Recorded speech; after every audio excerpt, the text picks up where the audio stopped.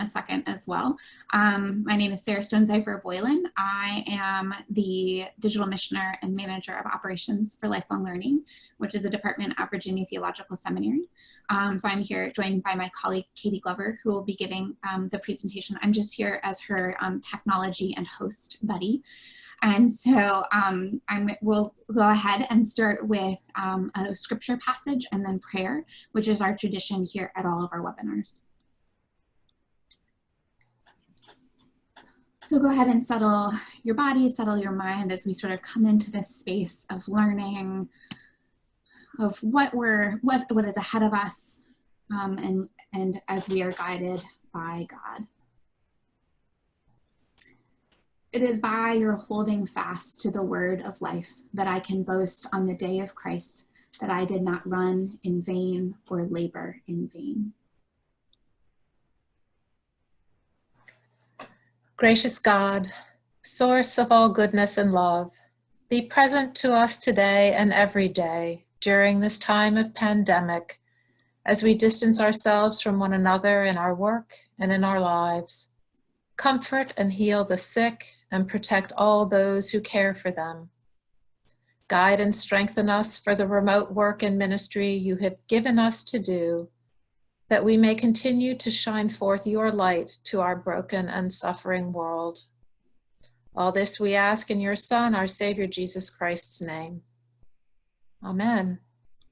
Amen. So welcome everyone to this webinar of Managing Under Quarantine, which is sponsored by the Department of Lifelong Learning at Virginia Theological Seminary. So our department is focused on equipping leaders for their ministry. And so this is an incredibly timely webinar hosted by Kathryn Glover. So I'm thrilled that you all will be in this space and learning from her. Quick note about our Zoom webinar platform. I know a lot of us have been on Zoom a lot over the past 3 weeks, so this is a slightly different experience, as you may or may not have figured out. So my and Katie's faces are the only ones that will be shown. You can get in touch with us by using the chat box, which is down below. It looks like a little speech bubble, or by using the Q&A little box that looks like a box and it has a Q in it. And so that's the way that we'll be taking chats and questions. And if you're on Facebook Live, you can go ahead and put your message in underneath the live video, and I'll go ahead and see them there as well.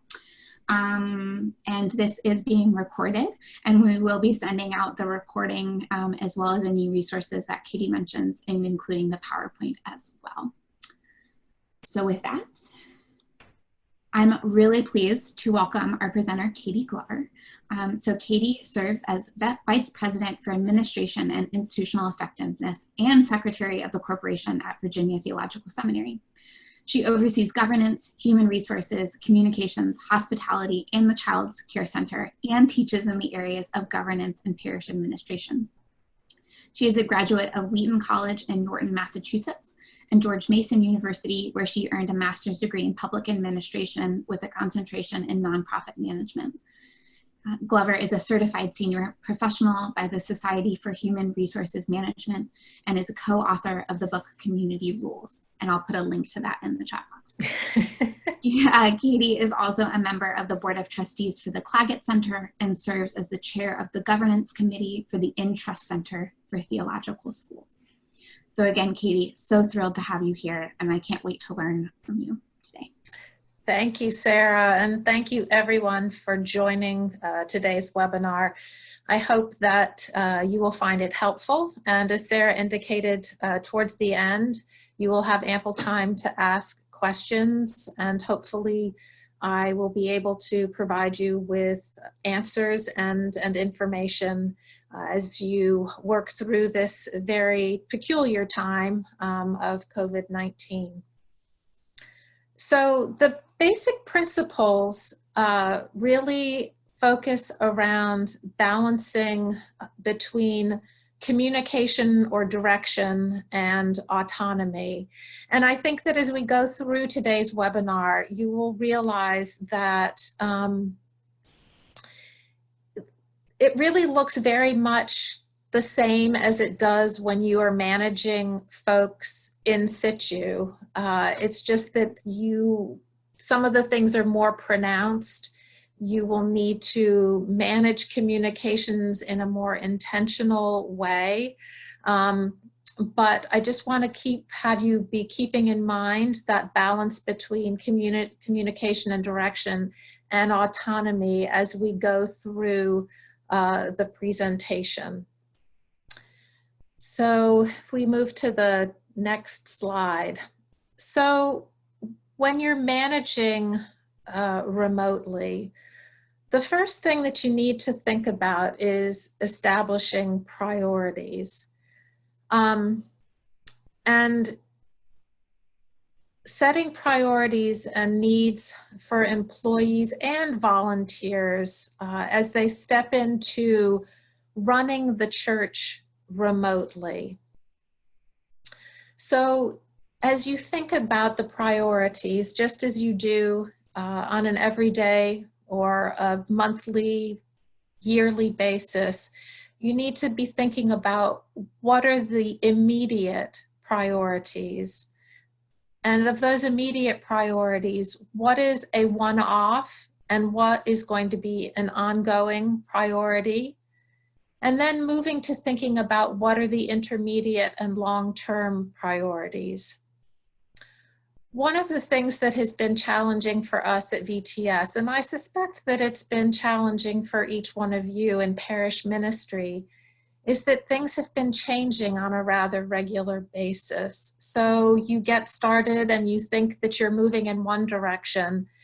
And then yesterday, for example, for us in Maryland and DC and Virginia, the mayor of DC and the governors of Virginia and Maryland put in place stay-at-home regulations. And it may not be a surprise to some of you, but I suppose in my naivete, it was a bit of a surprise that even two states as close together as Virginia and Maryland, with people who travel in between those states, their stay-at-home legislation isn't the same. So how do you stay on top of the changing world close by and also far away in deciding what those priorities are?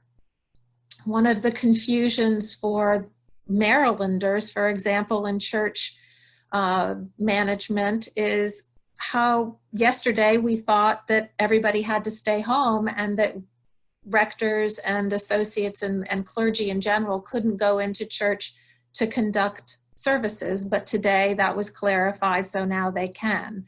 So there's going to be a certain degree of frustration at moments when priorities are set and then need to be modified. So just sort of keeping that in mind.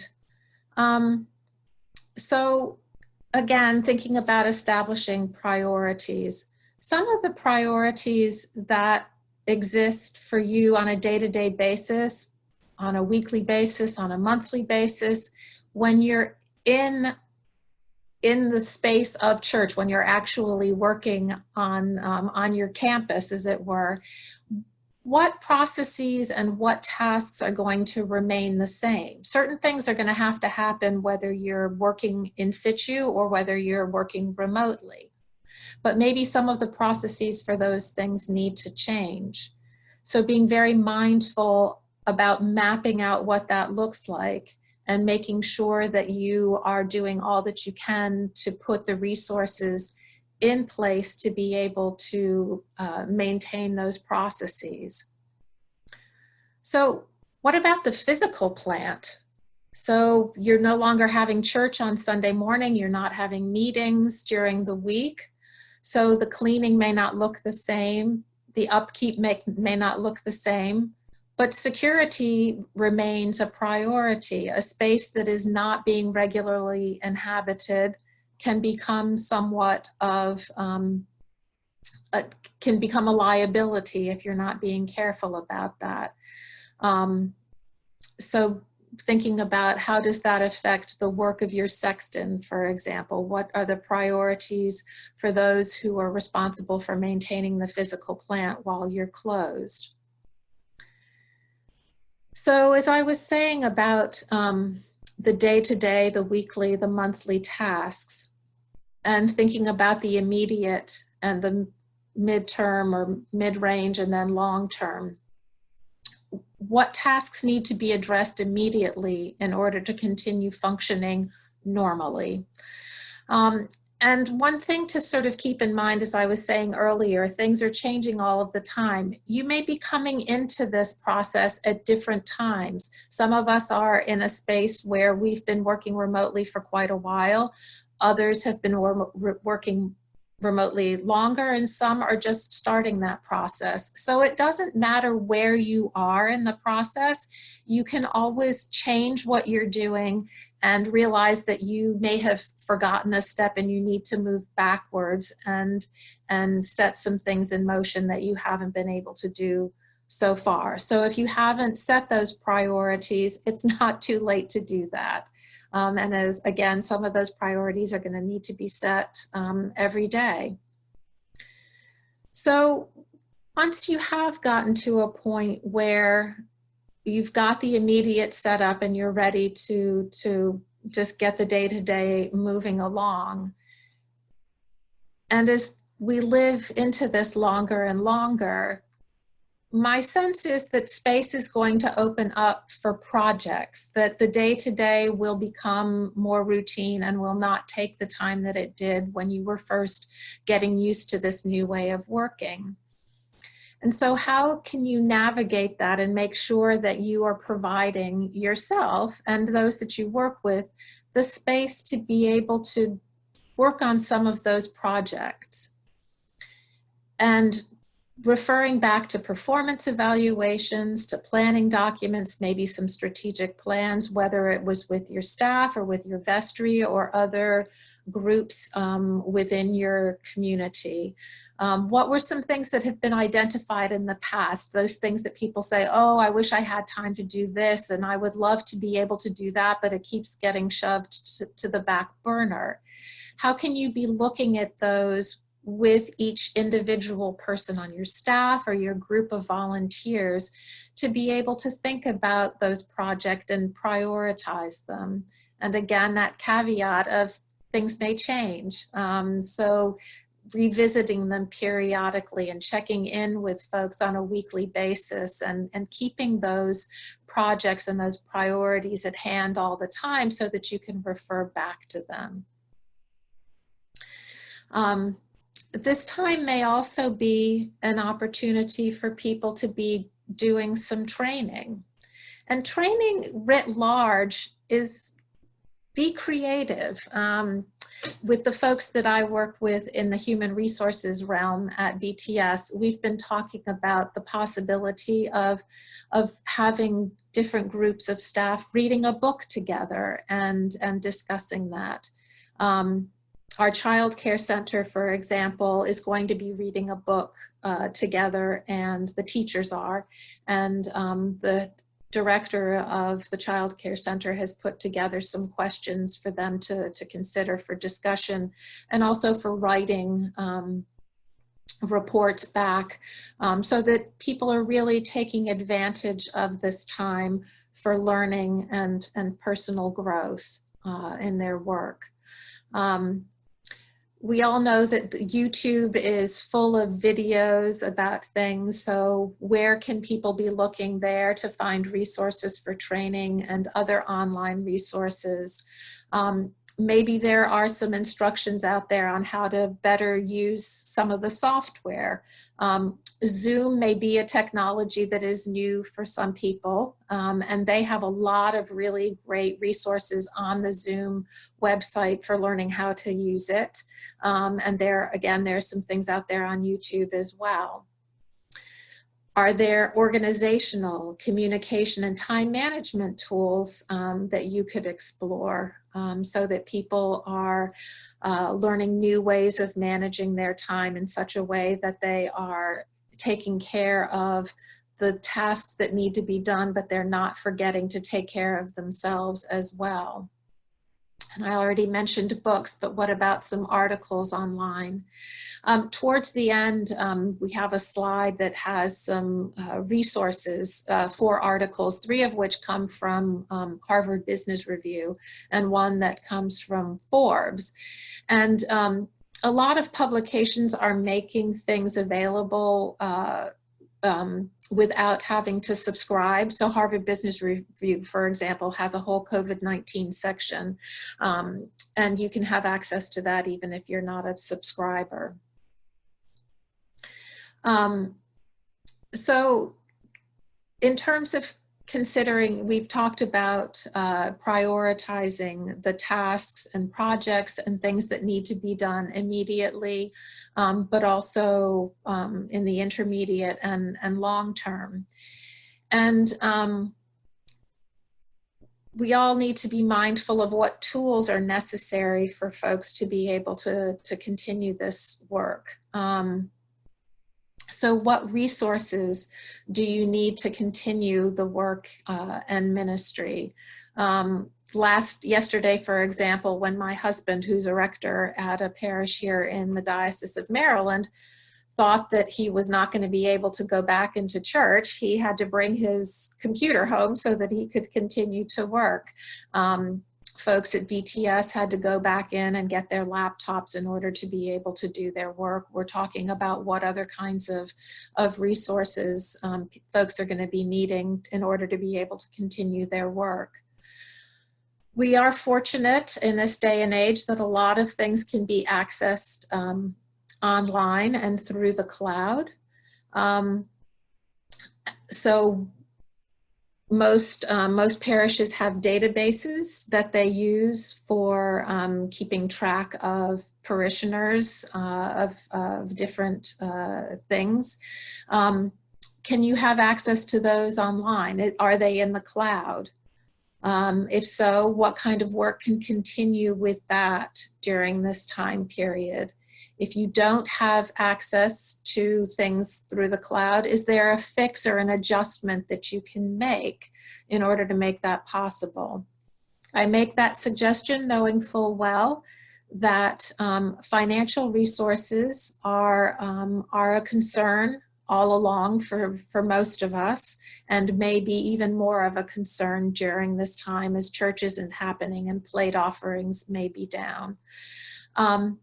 But thinking creatively about work that can be done even if you don't have access to a database, for example. Can you do a download of certain information and be working on making updates to that? It's a wonderful opportunity, for example, to correct data if you want to have people's birthdays and other information about them. It's a great time for you to distribute names and contact information to volunteers and to staff and have them be calling people and checking in on them, seeing how they're doing, finding out whether they have any particular pastoral needs in this time, and just asking them if they can help you update the information that you have on them. And again, if you can't upload the information immediately, that then becomes a project that you can finish when you are back in the office and you have access to the database. So that's just one example of thinking creatively about some of the projects that you can do even if you don't have access to all of the resources and things that you have access to when you're in the office. Communication. Staying connected with folks is just absolutely important. Yesterday, I did a FaceTime with my son who lives in Los Angeles and my daughter who lives in New York. And my daughter was saying that she's been in communication with folks more in the last 3 weeks than she has in a very long time. And I think that that's true of all of us, is that we're spending a lot of time on Zoom. We're spending a lot of time on the phone and on email and other things, just trying to stay connected with folks. And that's really, really important. But it, just like anything, I think that there needs to be a plan for that. So how are you going to communicate with your staff and with your volunteers? How often are you going to communicate? Perhaps think about once a day having just a check-in, especially if you're the rector, just making sure that your staff and your volunteers that you rely on for the daily running of the church, that they know that you are thinking about them and that you've got their needs in mind. So checking in, you know, and then determining what the parameters are going to be. So are you going to continue on email? Are you going to be texting? Setting up a group text, let's say, if everybody's comfortable with that, so that you can just start off the day and say, morning, everybody, I hope you're doing great. You know, maybe make a joke out of it, find out what everybody had for breakfast or what they're planning to have for dinner, so that you're really balancing the seriousness of the work that needs to be done, the seriousness of the environment in which we're living, but also remembering that humor is needed, and that just having an opportunity to be able to laugh is going to be helpful. What about calendars? You know, you're going to be, I know that I'm in meetings on Zoom during the day, and other people are as well. Knowing that I can give a colleague a call at a certain time and I'm not going to be interrupting a conference call that she or he is having is important. So is there a shared calendar function that you could use on Google or maybe Outlook or whatever system it is that you're using, so that people know when there are times when they can reach out and they're not going to be getting in the way, as it were. Somebody that I was talking to the other day was telling me that they have a means of knowing how to interrupt if they absolutely need to. So they know that they can text the rector and say, put in the text actually 911 with what the emergency is, so that the rector knows that they need to get off the call that they're on, or they need to interrupt what they're doing to be able to get in contact with whoever it is who's having an emergency. So thinking about that and being prepared to be able to respond immediately if need be.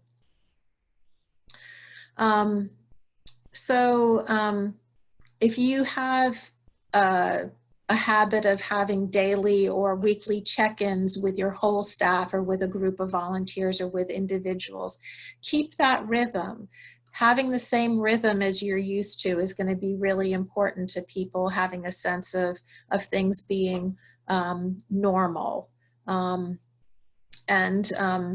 Again, sort of focusing on a win, you know, again, referring to my husband, when he taught school, he did an exercise called POWs and WOWs with his students, where they could talk about something that was really great and then talk about something that they were struggling with. So making sure that you're inviting people an opportunity to talk about something that has brought them joy or something that made them laugh, but also being able to talk about something that they're frustrated with, and maybe bringing in goals. You know, what was your goal for yesterday, and what's your goal for today, and checking in and making sure that you ask them about whether they were able to reach their goal.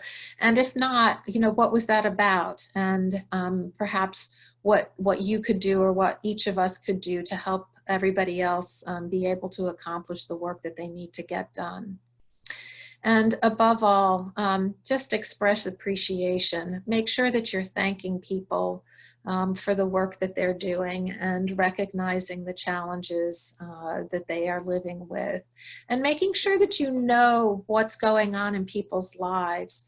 Are the people that you're working with working in a home with children who are home from school, and partners or spouses who are also working remotely?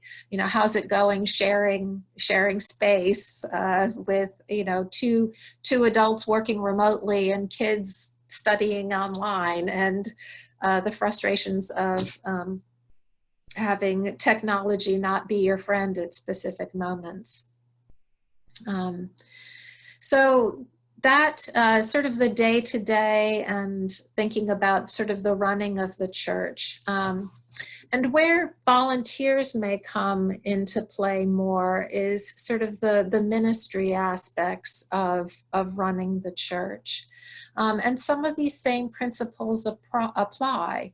So what are the immediate mission critical things that need to be done in order to continue your ministry? If you're streaming Sunday services, are you going to have a bulletin that you share with folks so that they can follow along with the service? The Episcopal Church has done a great job of making the Book of Common Prayer available online in PDF form for folks, which is really, really great.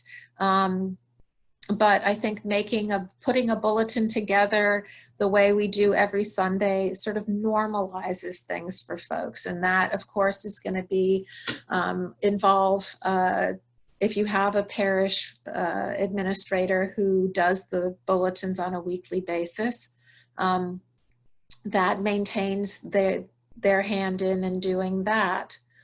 What about the vestry? They're still going to need to meet. So setting up the technology for them to make sure that they have what they need in order to be able to participate in vestry meetings.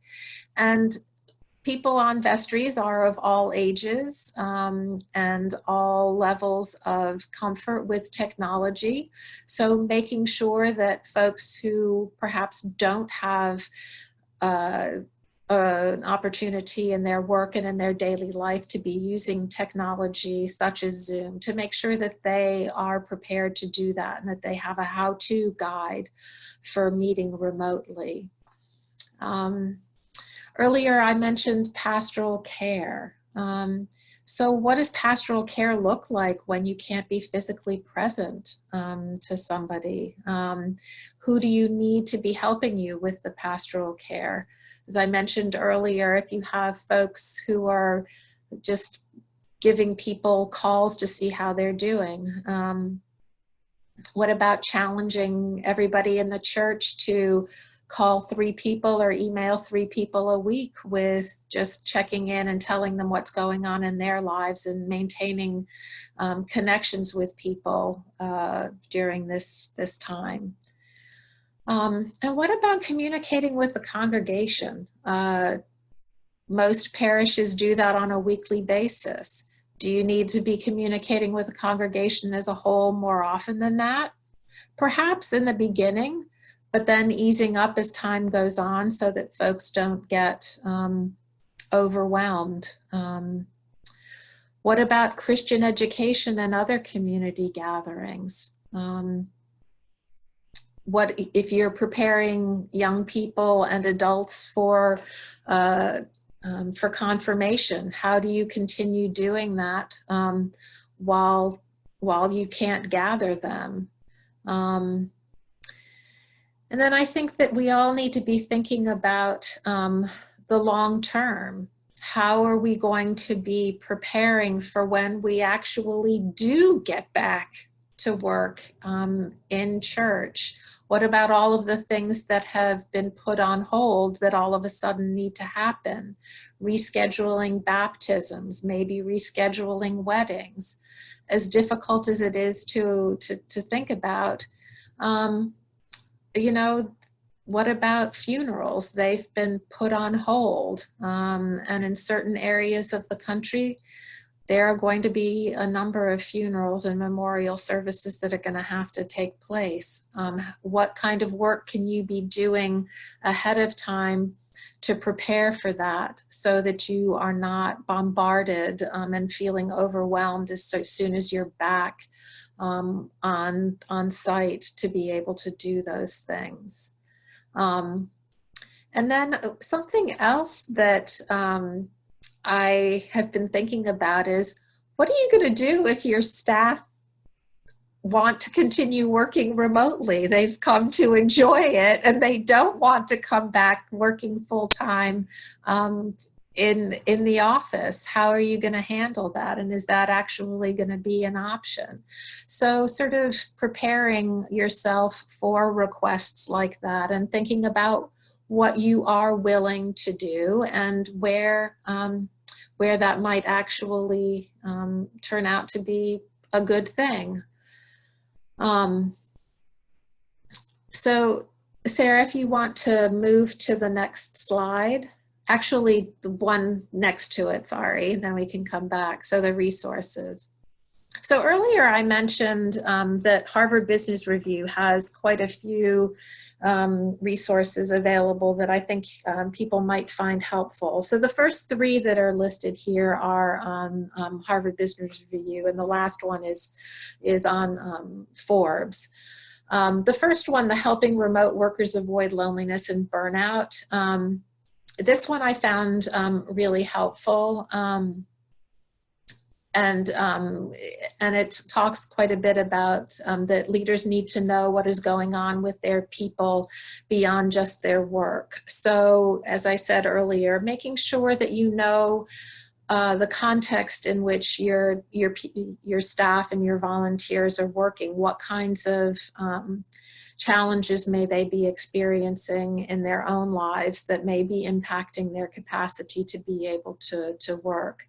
And the loneliness factor, if you have volunteers and employees who live alone, what is it like for them to be living alone, and making sure that they are staying connected.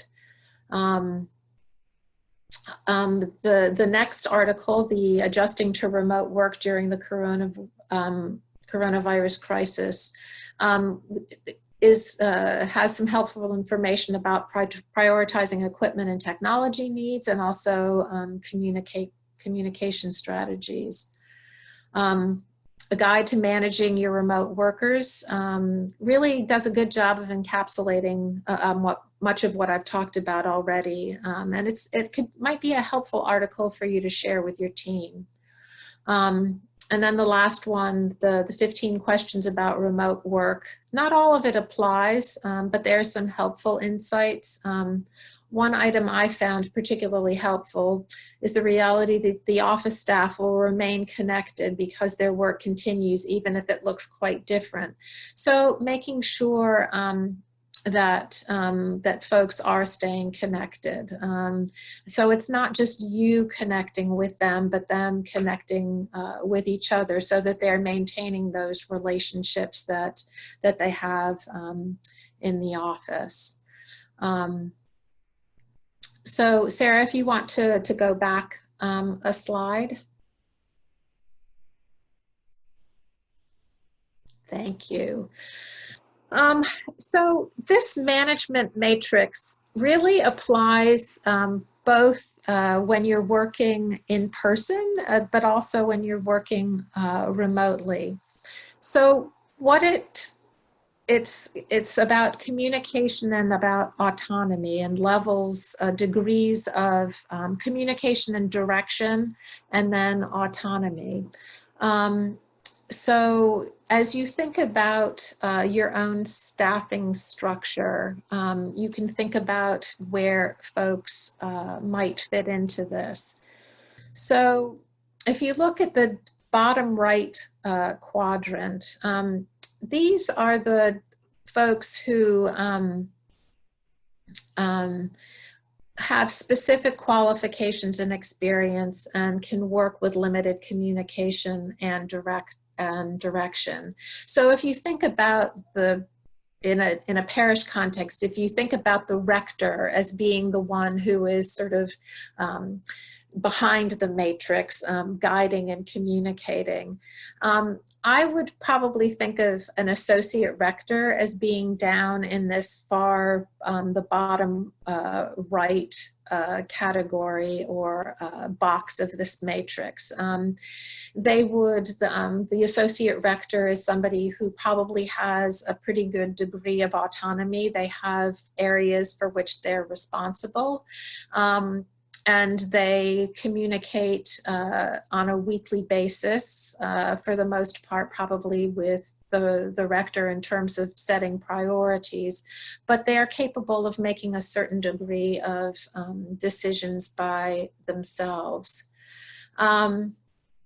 And then if you sort of diagonally across from that, think about employees or volunteers whose work is task focused, who need regular communication and direction in order to perform their work. Administrative support employees probably fit into this category. So an administrative assistant, let's say, who has tasks that they know that they are to do on a daily basis or a weekly basis, and they know how to do those things. But their work really is in response to the needs of the rector or to the needs of the staff or the parish. So hearkening back to the example that I gave for the bulletin, that if the administrative assistant is the one who's putting the bulletin together, they need to be doing that on an ongoing basis. If you have church on Sunday morning, but they're doing it somewhat differently because it's they're not reproducing a bulletin on paper, but creating it and then making it available online for people who are going to participate. And then if you look at the quadrant in the upper right, so employees or volunteers with special qualifications and experience who need regular communication and direction to perform their work.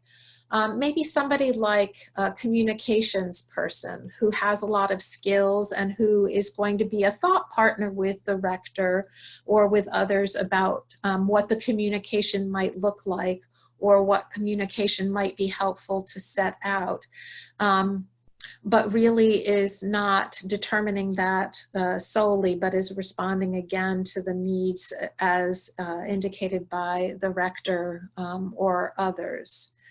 And then the quadrant, the bottom left, maybe somebody like the sexton, whose work is more repetitive and task focused and who only needs limited communication and direction.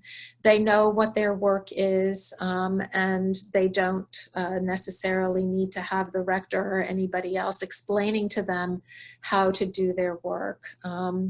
But as things change and as certain things need to be done that they are not aware of, that is going to be communicated by the person who is their direct supervisor. But they are not going to be needing the same kind of attention and regular communication that some of these other employees might. So if you think about volunteers in this scenario, where do some of your volunteers fit into this? Somebody like the senior warden or the junior warden, your treasurer, vestry, ministry leaders. How are you going to be using them during this time, and how much direction and communication do they need? And I think that it's very important for you to be mindful of how much time and how much energy, both physical and emotional, given the demands that are being made on you, to be able to continue business or ministry as usual. And so maybe certain things are on hold for right now, and you want to wait a few weeks before you start to try to do certain aspects of your ministry. Maybe Christian education has been on hold for the past couple of weeks, and you're waiting until after Easter when things settle down a bit to begin having opportunities for online Christian education. Every parish is going to be different. Every situation is going to be different. And as, again, just being very mindful of the bandwidth that people have. If you rely a lot on volunteers to do some of the work in your parish, are those volunteers who only volunteer, or are some of these volunteers actually trying to navigate their volunteer responsibilities along with having a full-time job and having a family? Maybe they're no longer in a position to be able to do some of the things that they've done before. So with that, I think that I have shared all that I had planned to share up to this point, and I would like to open it up to any questions or observations that folks have, or best practices that they would like to share with others in the group. So you can go ahead and share your observations or questions, as Katie mentioned, within the chat box, so it's down below. I was able to get all of the links, and I put them in the chat box, and all of those will also be in the follow-up email as well. I also love Harvard Business Review. I did not know that I needed a subscription until a few months ago. I kept on maxing out at my 3 per month.